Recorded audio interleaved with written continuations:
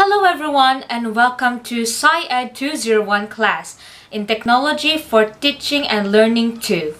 I'm Colleen K. Moscaya and today I will be discussing with you the first 5 parts of this chapter, which is Chapter 10, Learning Theories in IT, the computer as a tool in relation to constructivism and social constructivism. But first, let's go over through our learning objectives. At the end of this chapter, we must have classified the various computer tools into 5 categories, emphasized the role of the computer as a tool supporting different instructional strategies, and pointed out some common misuses of each of these kinds of tools. Traditional theories of learning such as behaviorism and cognitivism have been dominant in schools for decades, and even up until now. In most school settings, these still prevail. And the focus of this kind of instruction is based on the outcome of learning. But in this chapter, I will be introducing to you the recent education school of thoughts, which are the Constructivism and the social constructivism paradigms of learning. These two schools of thought elevate the importance of processes, especially in the knowledge processes. Now let's delve into the Constructivism paradigm of learning. This was advocated by Piaget and Brunner, which stresses that whatever comes into the mind of an individual, it has to be constructed by the knowledge discovery. Its emphasis is on the learner or the student on how he or she constructs knowledge. Now look at this picture beside me.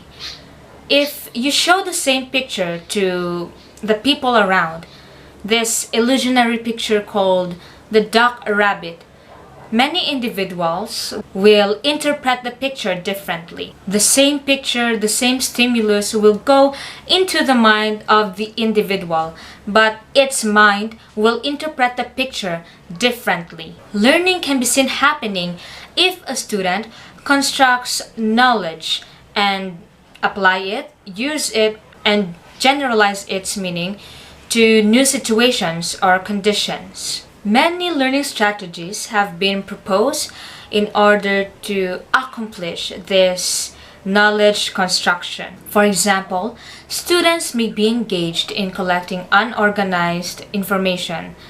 By that, they can induce concepts and principles. And with those concepts and principles that they have newly created, they can use it to apply into different situations where they can validate, modify, and generalize their ideas. Now let's proceed to social constructivism. This was developed by Lev Vygotsky, and the theoretical underpinnings of this may be similar to constructivism, except how a person constructs knowledge or meaning are also bound by their socio-cultural influences or bearings. For example, again, let us use this infamous duck-rabbit image. Now, if you let an individual see this image, he may interpret or construct an imagery of it as a duck. For someone, or for example, if that person grew up in a farm and rabbits are not common in their place. Such views are also rooted to recent notions of situated cognition, where social, historical, and cultural contexts are intricately linked together to the interpretations and meaning of knowledge, as according to Brown et al. Also, Geertz pointed out that many things that we refer to as just common sense are in fact matter of cultural convention. Interpretation of knowledge is inevitably influenced by one's worldview acquired by social interactions within a culture. Now, Vygotsky emphasized that learning is affected by cultural influences and social contexts. He highlighted the importance of interacting with people, for example, with children, parents, and teachers in the cognitive development. The more capable adult aids the child to think in the way the adult thinks or sees the situation.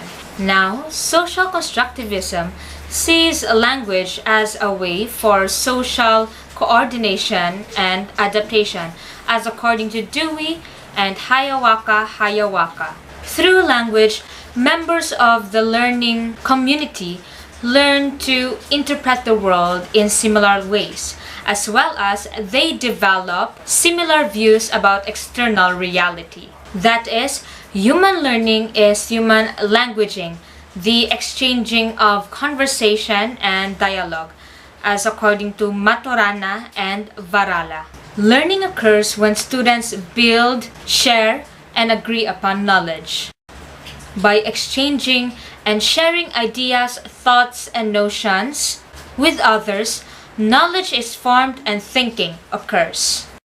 To sum it up, constructivism focuses on the construction of knowledge by the individuals, while social constructivism emphasizes context and its relationship to the interpretation of knowledge.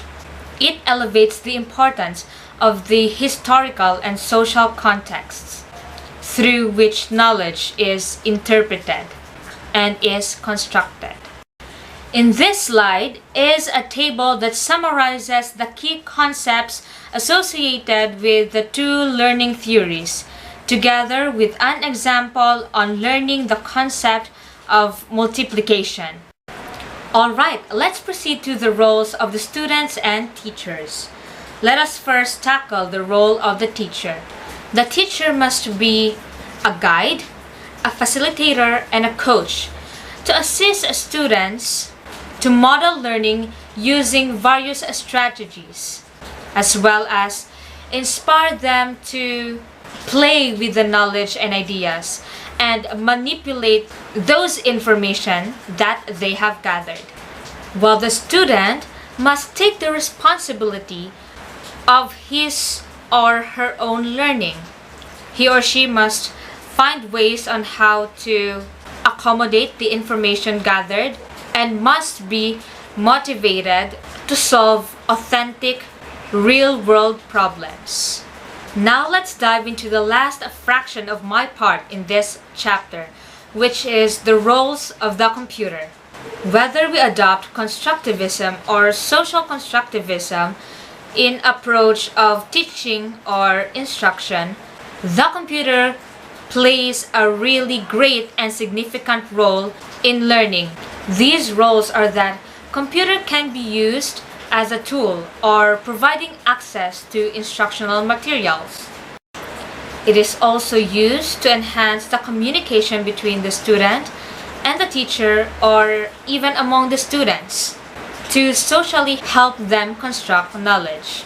And it is also used to simplify the knowledge construction process. That is, computer can take over some of the tedious tasks to free students from low-level mandate and enable them to focus on high-level cognitive processes.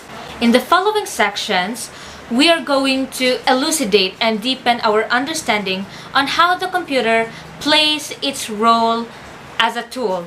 Together with me are Kisha Pamonag and Cristel Padillo to discuss these details.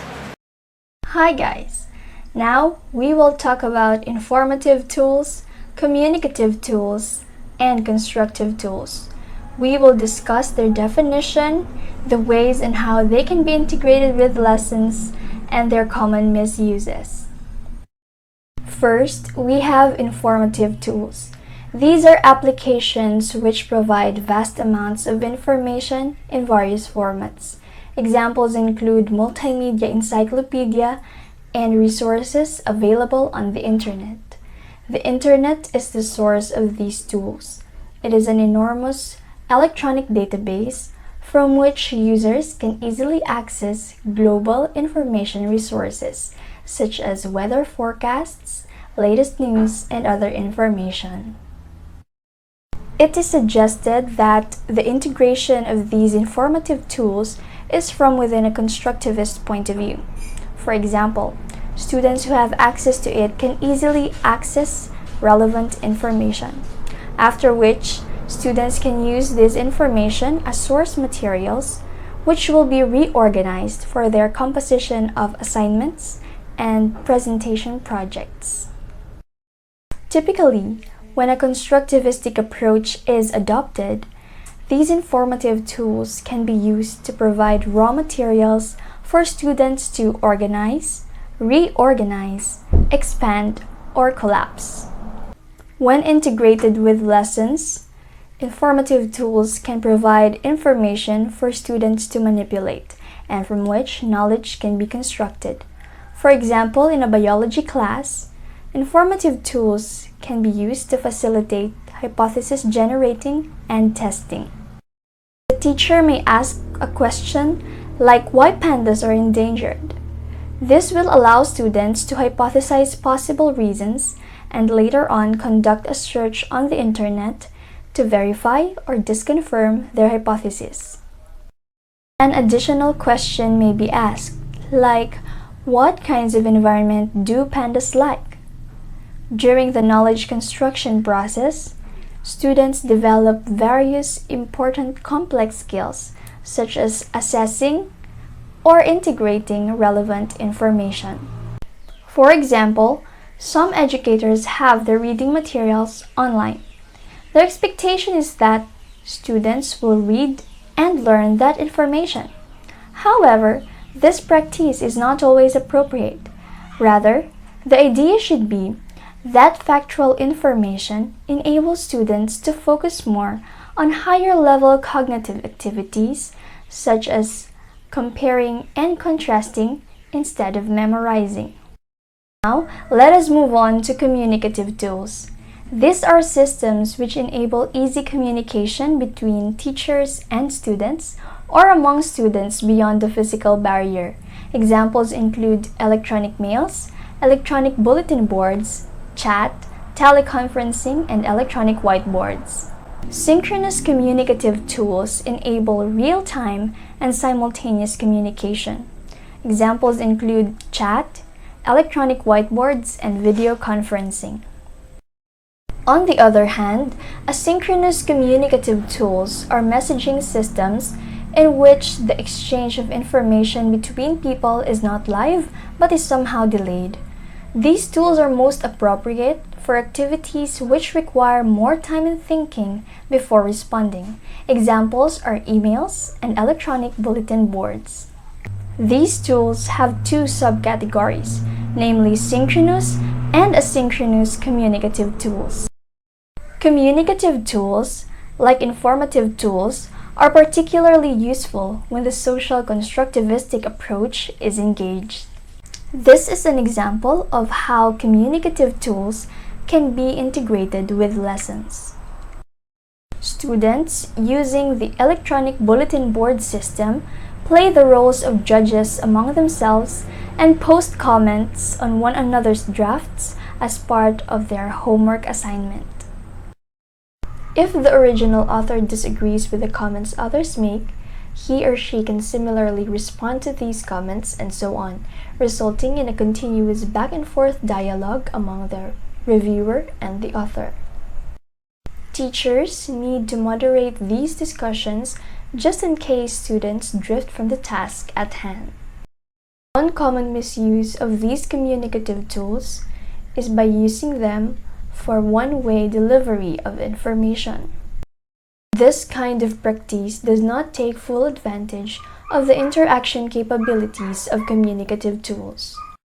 One type of abuse of communicative tools is that some students might get addicted to chatting over the internet, refusing to emerge from the cyber world to face the real world. Now, let's talk about constructive tools. These are general-purpose tools that can be used for manipulating information, creating one's own knowledge, or visualizing one's understanding. The term constructive stems from the fact that these tools enable users to create a certain tangible product for a given instructional purpose. For example, concept map programs allow users to brainstorm and to visualize their understanding of the relationship among a collection of concepts.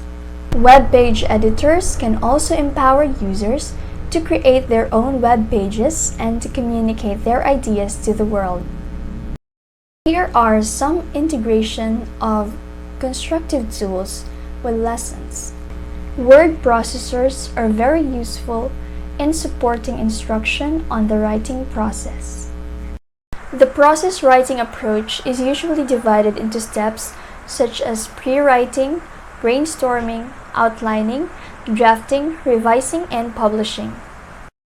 Consisting with these processes, students might first use the outliner function in a word processor to brainstorm key ideas for writing. In the next stage, students can create drafts using various editing functions of the word processor.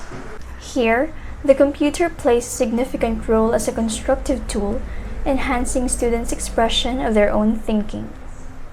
The computer helps keep track of changes and assists in versioning the document, thus facilitating thinking process and monitoring by teachers of the learning process.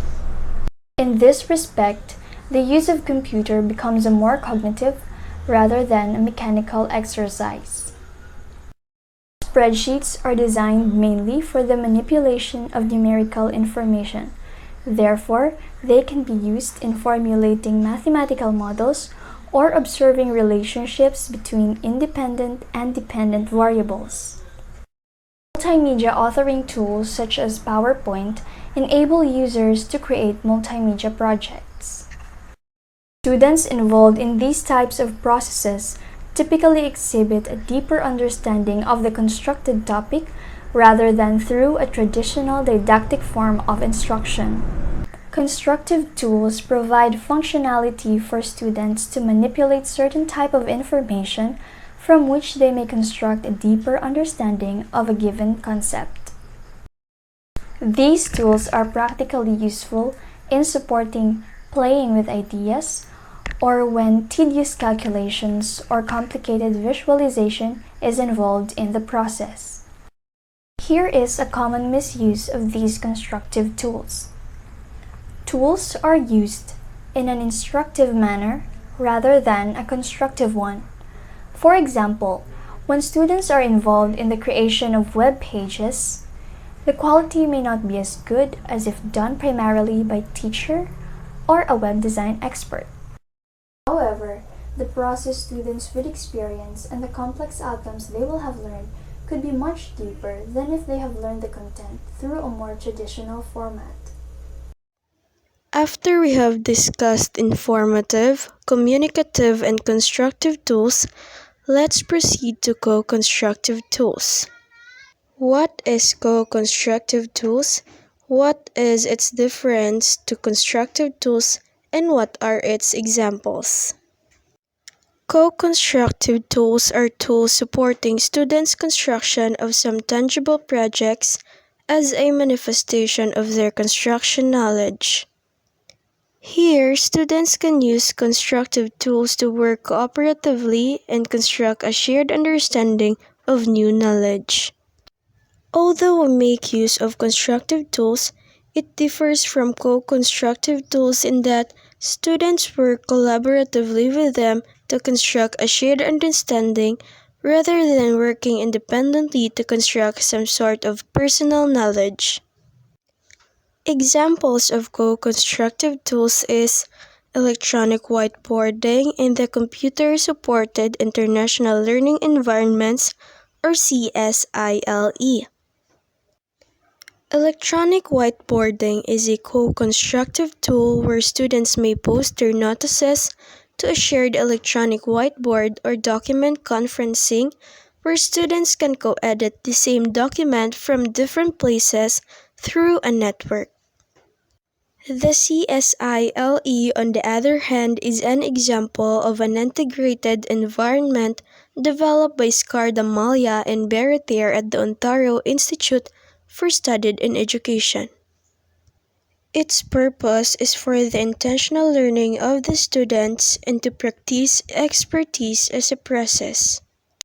The CSILE function as a collaborative learning environment in a communal database with both text and graphics.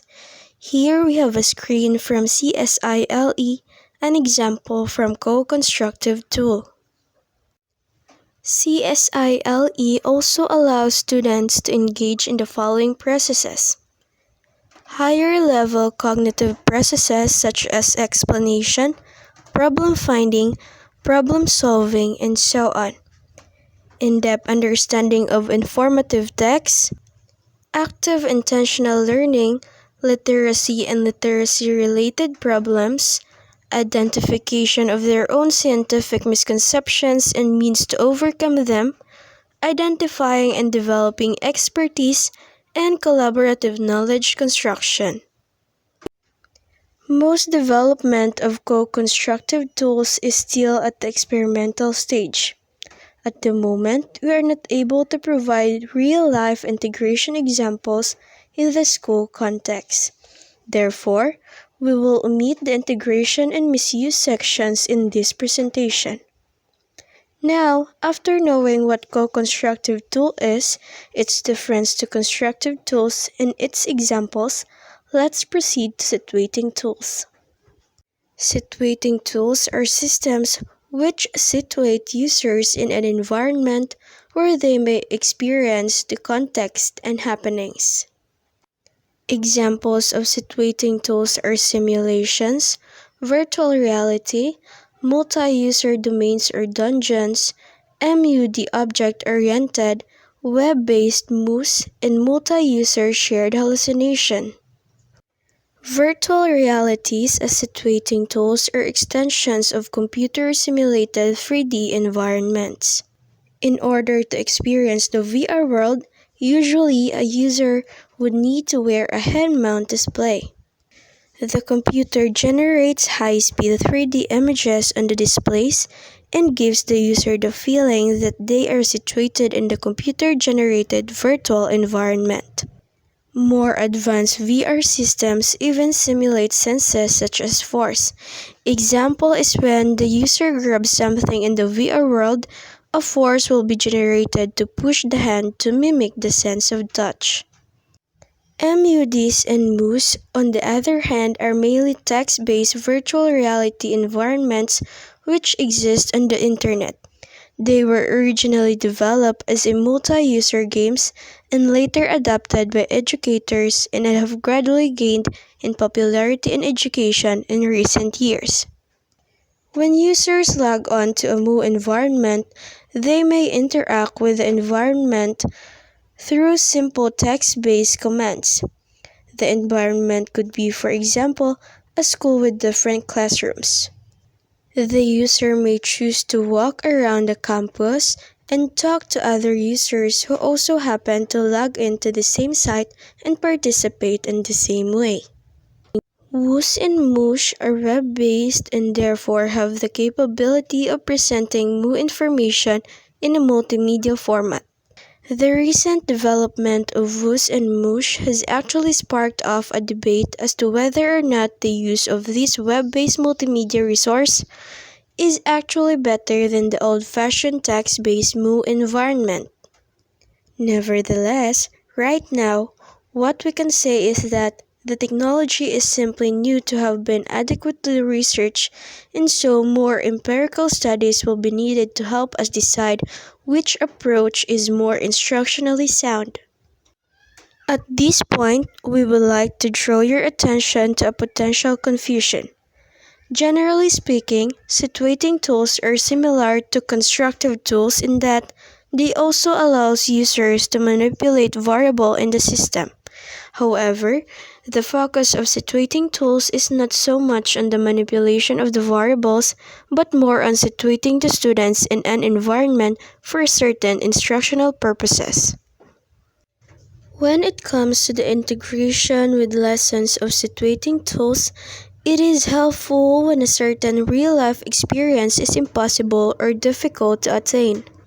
For example, instead of showing fragmented pieces of information about Africa, the teacher may take students on a trip to a new environment about Africa where these fragmented of information are organized in an authentic way. Another example of utilizing situating tools is to put students inside a VR solar system. By traveling through space, students could experience how the planets move around the sun or observe how a ring of Saturn consists of ice and rocks. In talking about the misuse of situating tools, it is that it exposes students to a system which simulates an environment in real life and which can easily attained. For example, asking a preschool child to play with VR Lego blocks rather than the actual ones makes little instructional sense.